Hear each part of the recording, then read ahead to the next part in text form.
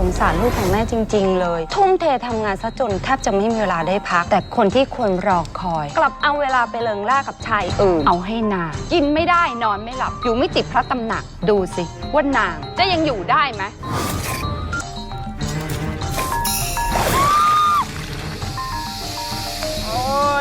ทำไมถึงเป็นแบบนี้ไม่มีวันยอมปล่อยให้แกมีความสุขเด็ดขาดฉันจะรอคอยให้แกกลับมาทุกวันจนกว่าแกกับฉันจะตายกันข้าง